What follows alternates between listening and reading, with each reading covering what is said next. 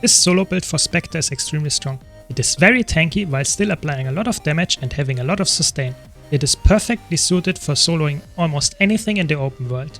If you're interested, be sure to watch the whole video to not miss out a thing. And now, let's jump right in. Credits for the original build to Lord Heisen. I just want to promote this build because I really enjoy Specter and this is just the best build for it. Now, let's start with the gear. So for gear, very straightforward. As for most open world builds, you run full Celestial, it's the best option.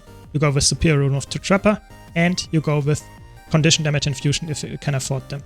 You go full Celestial, trinkets, armor, everything. Weapons as well. For weapons, you want to go with Scepter, Dagger. Just the most amount of damage that you can get. On your Scepter, you want to run Frailty Sigil, and on the Dagger, you want to run Strength Sigil. If you need Condi Cleanse, you can swap to a Scepter with Cleansing Sigil. It's not necessary for the most part though. For your Relic, you should go with Relic of the Chronomancer. It's by far the best option. Why? Because Specter get access to wells and you use 4 wells in your build. That means you get so much quickness, you can permanently upkeep quickness. Very good. For food and utility consumables, you want to go with Meaty Asparagus Skewers. Just 15% increased torment duration and condition damage is perfectly suited for that build. For utility consumables, you want to go with Master Tuning Crystals or something of similar stats. Now let's take a look at the traits. So for the traits, you want to go with Deadly Arts, Trickery and Specter. Deadly Arts gives you a lot of damage, especially with regard to poison. Stealing inflicts poison, which will also apply to your Siphon, so you will get a lot of poison from that. And you get more condition damage and more poison damage. You get some weakness application. You get some more damage increase for each unique condition. Here you get quite a high amount of vulnerability whenever you Siphon. That's really nice. And you get some nice poison duration increase and damage increase, really helpful. Then you get Trickery. Trickery is more utility focused. You get more initiative by stealing. You get more maximum initiatives and you get more expertise. You get more damage increase just straight up. You get Boon, Steel and Vigor and Might. You get Fury, Might and Swiftness from this trait as well.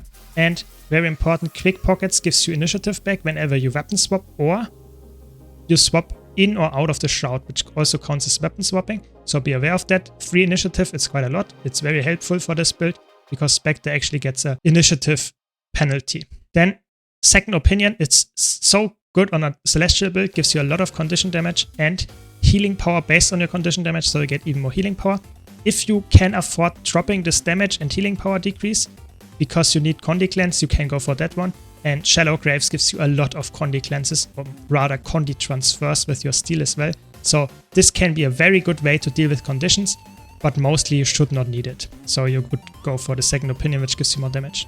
Then some more damage here, then some more Barrier. Here important, you get some Lifesteal, that's really nice. And Shadow Force when you torment a foe, and that should be very frequently the case because you are mostly applying torment as a damaging condition, so it's really nice to get some more shroud gain. It's not only good because the shroud is also keeping you alive, it's also a very important tool to actually deal damage. And then lastly we have Strength of Shadows, gain expertise based on your percentage of your vitality, and torment you inflict these more damage. This is really good, it's just very aggressive. You could go for the Alacrity trait if you want, it's also very valid, you can then have permanent Alacrity, but just the damage increase from this trait is actually more than the Alacrity, so keep that in mind. But if you really fight a really tough boss where you want to have your healing skill up more frequently and that kind of stuff, you should probably go for the Alacrity, just saying. And what I also need to mention here is, if you want the highest amount of damage, you should go for a Jadebot Core tier 10, because you get more vitality with the Jadebot Core, and this vitality is then converted to expertise and you will get more damage because of that. So keep that in mind, but of course it's not necessary. Now let's talk about the skills very quick. So for the skills you want to run Well of Gloom, always, it's really strong. You want to run Spider Venom for more poison application. You want to run Well of Sorrow for more condition damage. And then you want to run Well of Bounty for more overall boons and stability. It's really good. All of those wells also give you quickness, so you really want to stick to those wells to just keep quickness permanently. And then lastly you have Shadowfall. It's a really nice CC skill as well. You can drop that if you really need to. For example, for Thieves Guild, even Basilisk Venom can be worth it, but most of the time you would be solo with a solo build, of course, obviously. So Shadowfall is probably still the best option. Of course, if you want to swap around, you can swap around a lot of stuff. You could, for example, go for Shadow Step if you need to teleport. If you need stealth, you can go for Blinding Powder. If you need more Condic Lens, you can go for Signet of Agility, which also gives you endurance. There are so many options. Thief is really flexible in that regard.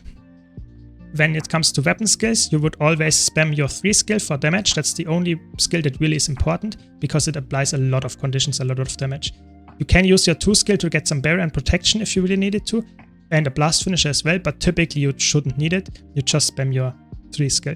The dagger skills are not that important. You can stealth with this 5 skill, and the 4 skill is for AoE pressure, but it's typically not absolutely necessary. Typically you just spam it and use your Siphon on the enemy to get more initiative and more Shadow Force. In the Shadow Shroud, all the skills are actually quite useful. 1, 2, and 4 skill are for damage, so use them whenever.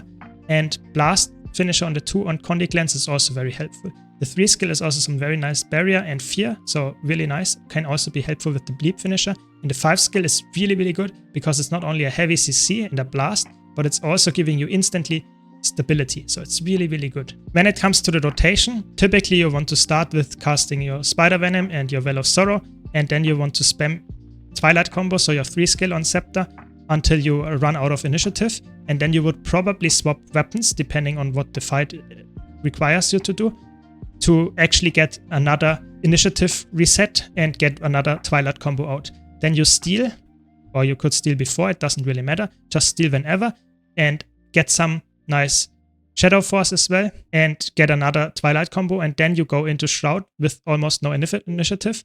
So that means that you can spam your Shroud skills, and when your initiative is about to actually be full, you swap out of it, because you get initiative back typically from the pickpocket trades, and then you can spam your Twilight combo again and repeat that loop. So always try to swap weapons before going into Shroud so that you actually can get value of the initiative that you get back from the pickpocket trade. And other than that, just, yeah, that's the rotation. Use Twilight combo and all the damaging skills, 2, 4, and auto attack in the Shroud when you're in Shroud. You can see in the background this build is very strong. It has amazing damage, amazing sustain, quite a lot of utility as well with teleports, with stability and stuff. It's a very flexible solo build. It might not have the highest damage, especially on a Thief, but it is very, very nice for players that want to be able to do anything with this build. So I hope you enjoyed this quick guide. If you did, be sure to leave a like and subscribe for more content like this. Thanks a lot for watching. Thanks to all my supporters on YouTube, Twitch and Patreon. Really appreciate your support, and I hope to see you all in the next video.